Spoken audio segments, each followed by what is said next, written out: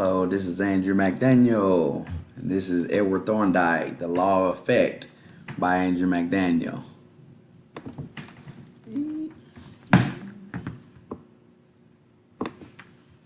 Alright, Edward Thorndike. I was born August 31st, 1874 in Williamsburg, Massachusetts. His father and mother were Edward R. and Abby B. Thorndike. Abby, which was a Methodist minister in Lowell, Massachusetts. Growing up, he was the middle child of two brothers, Ashley and Lynn, and one of them, Lynn, actually became a mathematician later on in his career. Thorndike also was such an excellent scholar that he earned an MA at Harvard University. He passed away August 9, 1949 at the age of 73. With his education, he graduated at Wesleyan University in 1895 with a bachelor's in science degree.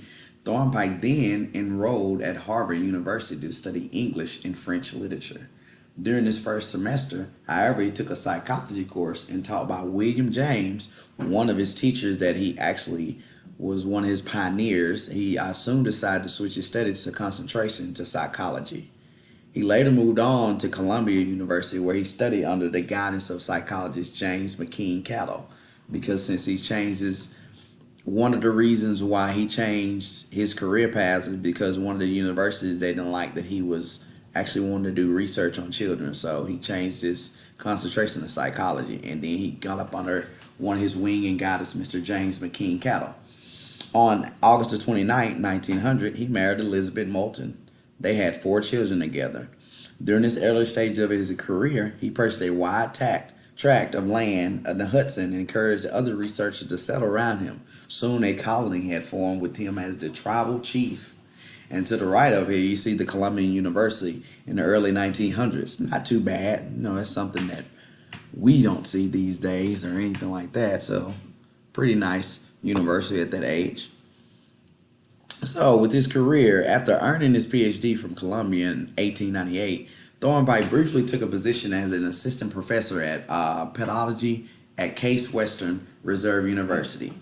He then took a job as a psychology professor at the Teachers College at Columbia University, where he continued to teach there for the rest of his career. So he actually retired at the Teachers College of Columbia University when he got his feet wet and he actually started grinding and going on with his career.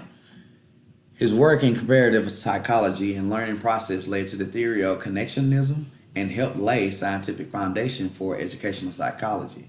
He also worked on solving industrial problems such as employees, exams, and testing. He was a member of the Board of Psychology Corporation and served as the president of the American Psychological Association in 1912. That's the little symbol down here to the right corner of this American Psychological Association 1912. Sorry for my mispronunciation. All right, in his career, Mr. Thorndike, he had the puzzle box experiment. This is when he placed a cat in a puzzle box, which was encouraged to escape to reach a scrap of fish placed outside. Thorndike would put a cat inside the box and time to see how long it took for him to escape. The cats experimented with different ways to escape the puzzle box and reach the fish. Eventually, they would stumble upon the lever which opened the cage. When it had escaped, it was put in again, and once more the time it took to escape was noted. In successful trials, the cats would learn that pressing the lever would have favorable consequences and that it would adopt this behavior, becoming increasingly quicker at pressing the lever.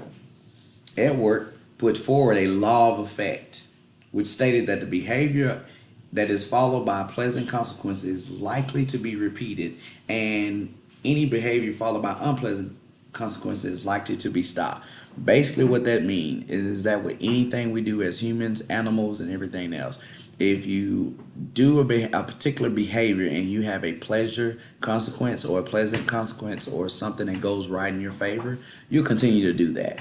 But if you make a decision and you actually do something, do a particular behavior, and it has a negative consequence or something is not pleasant, you won't continue to do that same behavior. And here's the actual link below. We can get this to play.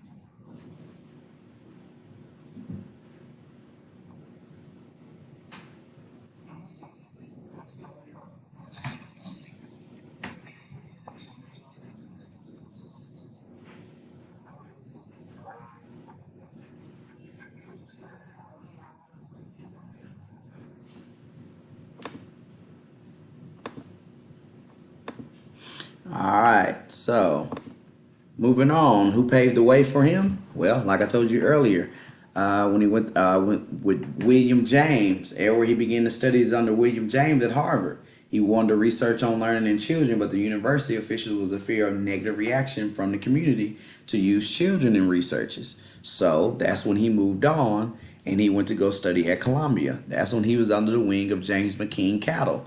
After the awkward situation, Thorne turned to use animals.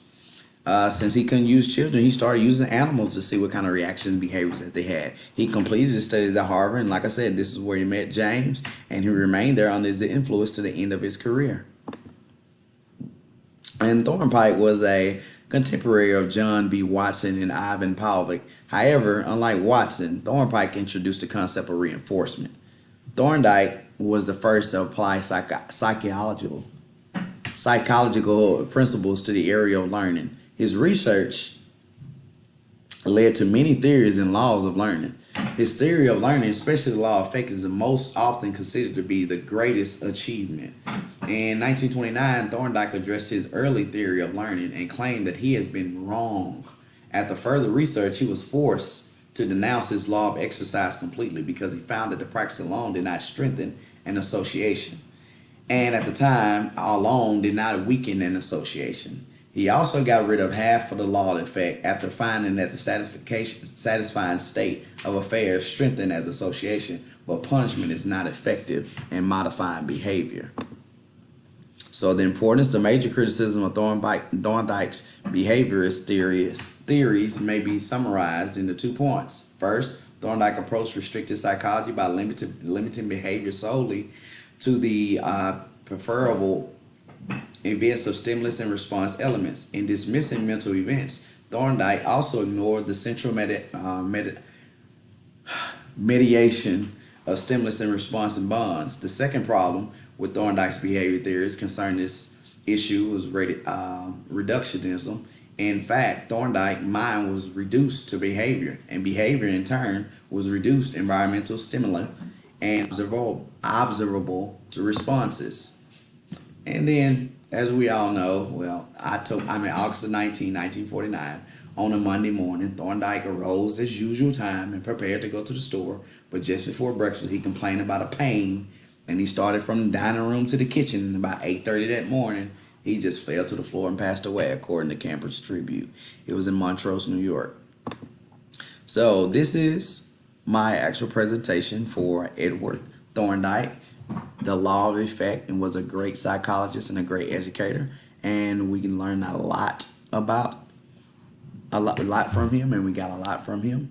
And hopefully you liked the presentation. Once again, I'm Andrew McDaniel. This is Edward Thorndike.